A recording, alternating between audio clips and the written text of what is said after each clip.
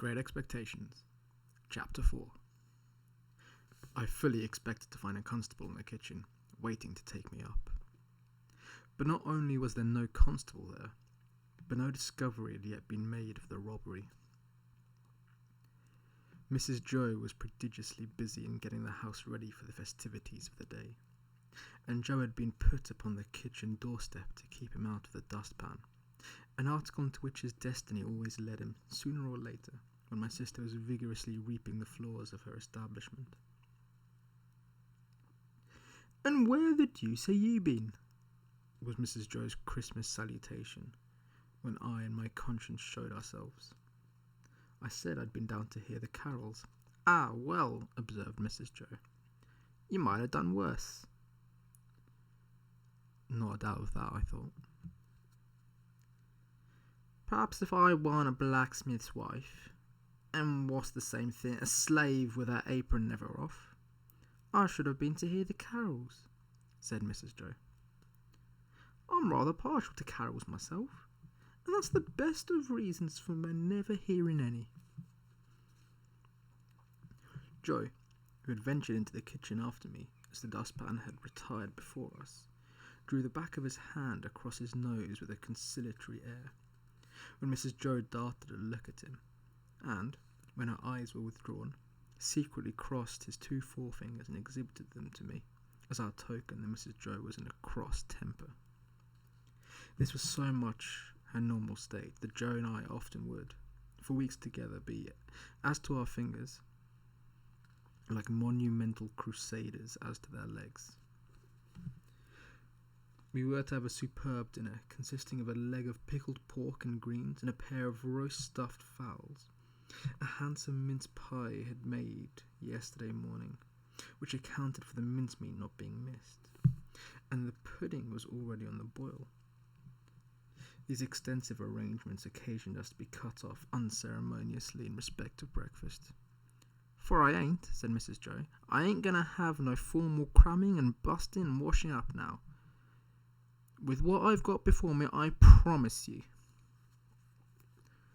So we had our slices served out, as if we were 2,000 troops in a forced march instead of a man and a boy at home, and we took gulps of milk and water with apologetic countenances from a jug on the dresser. In the meantime, Mrs. Joe put clean white curtains up, and tacked a new flowered flounce across the wide chimney to replace the old one, and uncovered the little state parlour across the passage, which was never uncovered at any other time, but passed the rest of the year in a cool haze of silver paper, which even extended to the 4 little white crockery poodles on the mantel-shelf, each with a black nose and a basket of flowers in his mouth, and each the counterpart of the other. Mrs. Joe was a very clean housekeeper, but an exquisite art of making her cleanliness more uncomfortable and unacceptable than dirt itself. Cleanliness is next to godliness, and some people do the same by their religion. My sister, having so much to do, was going to church vicariously. That is to say, Joe and I were going. In his working clothes, Joe was a well-knit, characteristic-looking blacksmith. In his holiday clothes, he was more like a scarecrow in good circumstances than anything else. Nothing that he wore then fitted him or seemed to belong to him, and everything that he wore then grazed him. On the present festive occasion he emerged from his room when the blithe bells were going, the picture of misery, in a full suit of Sunday penitentials. As to me, I think my sister must have had some general idea that I was a young offender, whom an accoutred policeman had taken up on my birthday, and delivered over to her, to be dealt with according to the outraged majesty of the law. I was always treated as if I had insisted on being born in opposition to the dictates of reason, religion, and morality, and against the dissuading arguments of my best friends. Even when I was taken to have a new suit of clothes, the tailor had orders to make them like a kind of reformatory, and on no account to let me have the free use of my limbs. Joe and I going to church, therefore, must have been a moving spectacle for compassionate minds. Yet, what I suffered outside, was nothing to what I underwent within. The terrors that assailed me whenever Mrs. Joe had gone near the pantry or out of the room were only to be equalled by the remorse with which my mind dwelt on what my hands had done. Under the weight of my wicked secret, I pondered whether the church would be so powerful to shield me from the vengeance of the terrible young man if I divulged to that establishment. I conceived the idea that the time when the banns were read and when the clergyman said, "Ye are now to declare it," would be the time for me to rise and propose a private conference in the vestry. I am far from being sure that I might not have astonished our small congregation by resorting to this extreme measure, but for its being Christmas Day and no Sunday. Mr. Wopsle, the clerk at church, was to dine with us, and Mr. Hubble, the wheelwright, and Mrs. Hubble, and Uncle Pumblechook, Joe's uncle, but Mrs. Joe appropriated him, who was a well-to-do corn chandler in the nearest town and drove his own chaise cart. The dinner hour was 1:30. When Joe and I got home, we found the table laid and Mrs. Joe dressed and the dinner dressing and the front door unlocked. It never was at any other time for the company to enter by, and everything most splendid, and still not a word of the robbery. The time came without bringing with it any relief to my feelings, and the company came. Mr. Wopsle, united to a Roman nose and a large shining bald forehead, had a deep voice, which he was uncommonly proud of. Indeed, it was understood among his acquaintance that if you could only give him his head, he would read the clergyman into fits. He himself confessed if the church was thrown open, meaning to competition, he would not despair of making his mark in it. The church not being thrown open, he was, as I have said, our clerk. But he punished the amens tremendously.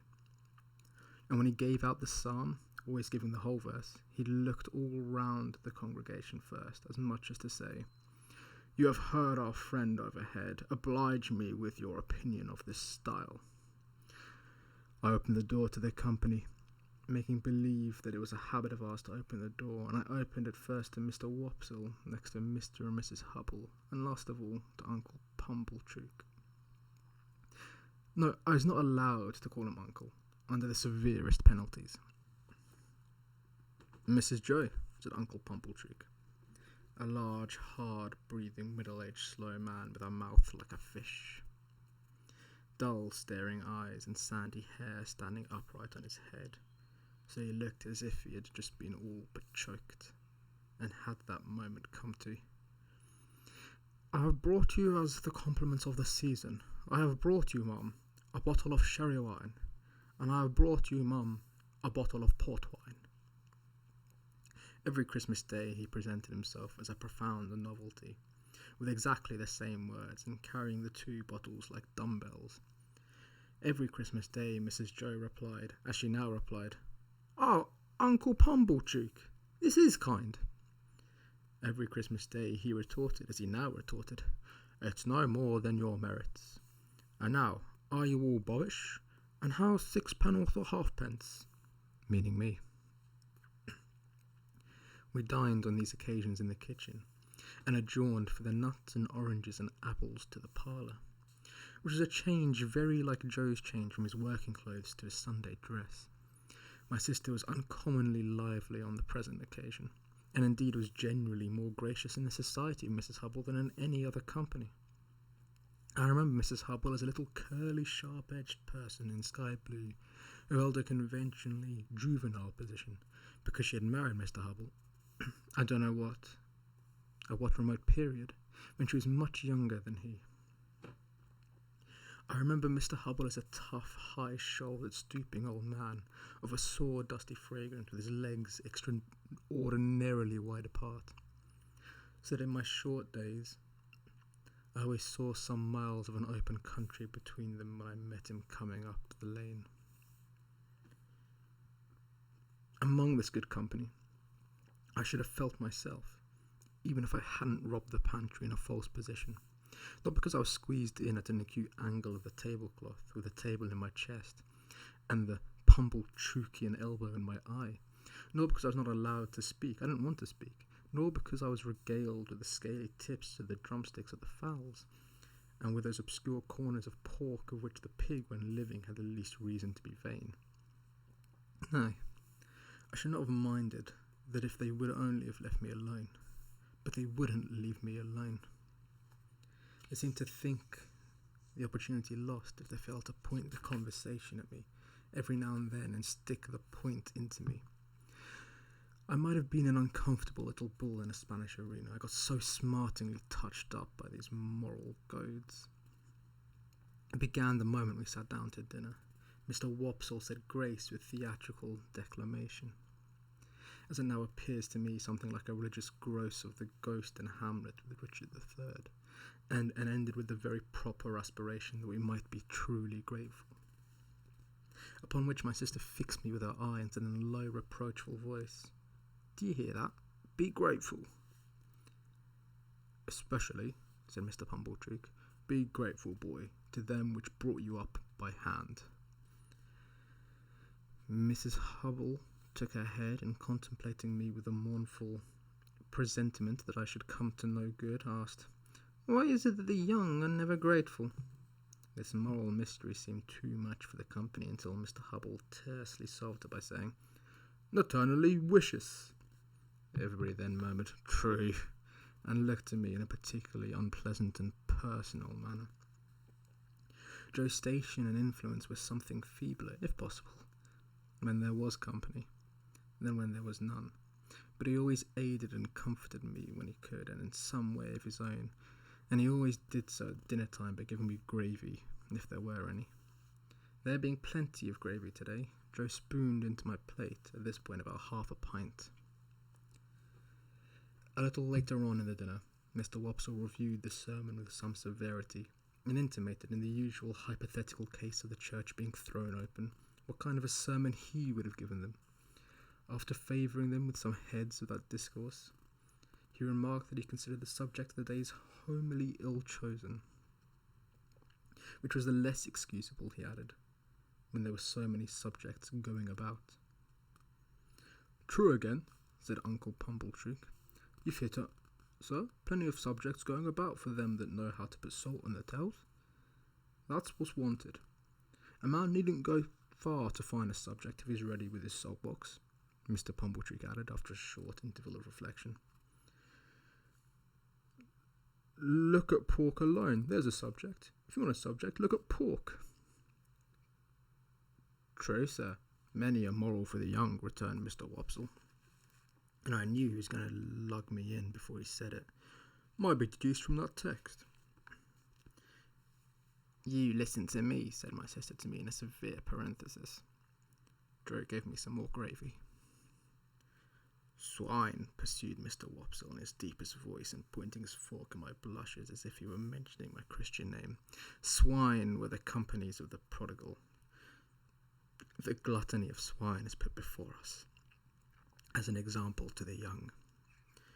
I thought this pretty well in him who had been praising up the pork for being so plump and juicy. "What is detestable in a pig is more detestable in a boy." "Or girl," suggested Mr. Hubble. "Of course, or girl, Mr. Hubble," assented Mr. Wopsle rather irritably, "but there is no girl present." "Besides," said Mr. Pumblechook, turning sharp on me, "think what you've got to be grateful for. If you'd been born a squeaker—" "He was, if ever a child was," said my sister most emphatically. Joe gave me some more gravy. "Well, but I mean a four-footed squeaker," said Mr. Pumblechook. "If you had been born such, would you have been born here now? Not you." "Unless in that form," said Mr. Wopsle, nodding towards the dish. "But I don't mean in that form, sir," returned Mr. Pumblechook, who had an objection to being interrupted. "I mean enjoying himself with his elders and betters, and improving himself with their conversation, and rolling in the lap of luxury. Would he have been doing that? No, he wouldn't. And what would have been your destination?" turning on me again. you would have been disposed of for so many shillings according to the market price of the article. And Dunstable the butcher would have come up to you as you lay in your straw, and he would have whipped you under his left arm, and with his right he would have tucked up his frock to get a penknife from out of his waistcoat pocket, and he would have shed your blood and had your life. No bringing up by hand then, not a bit of it. Joe offered me more gravy, which I was afraid to take.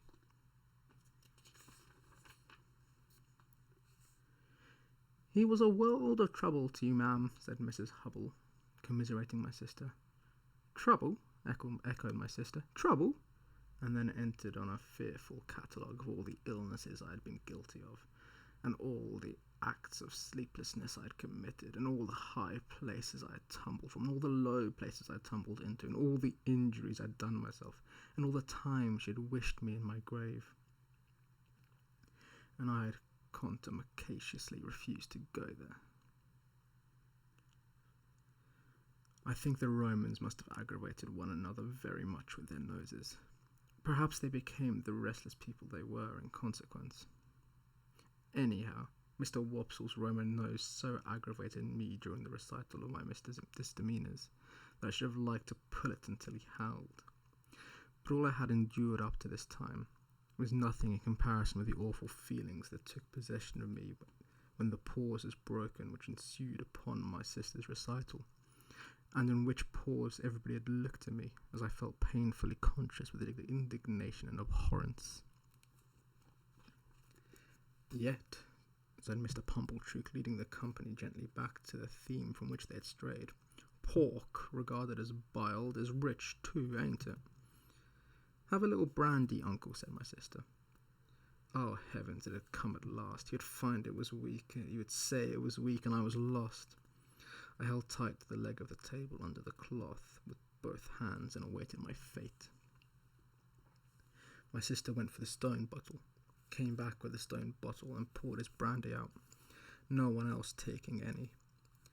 The wretched man trifled with his glass, took it up, looked at it through the light, put it down, prolonged my misery. All this time Mrs. Joe and Joe were briskly clearing the table for the pie and pudding. I couldn't keep my eyes off him. Always holding tight by the leg of the table with my hands and feet, I saw the miserable creature finger his glass playfully, take it up, smile, throw his head back and drink the brandy off. Instantly afterwards the company was seized with unspeakable consternation, owing to his springing to his feet, turning round several times in an appalling spasmodic whooping cough dance and rushing out the door. He then became visible through the window, violently plunging and expectorating, making the most hideous faces and apparently out of his mind. I held on tight, while Mrs. Joe and Joe ran to him. I don't know how I had done it, but I had no doubt I had murdered him somehow.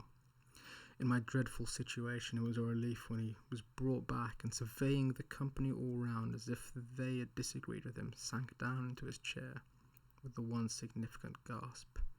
Tar! I had filled up the bottle from the tar water jug. I knew who would be worse by and by. I moved the table like a medium of the present day by the vigour of my unseen hold upon it. Tar! Cried my sister in amazement. Why, how ever could tar come there? But Uncle Pumblechook, who was an omnipotent in that kitchen, wouldn't hear the word, wouldn't hear of the subject, imperiously waved it all away with his hand, and asked for hot gin and water.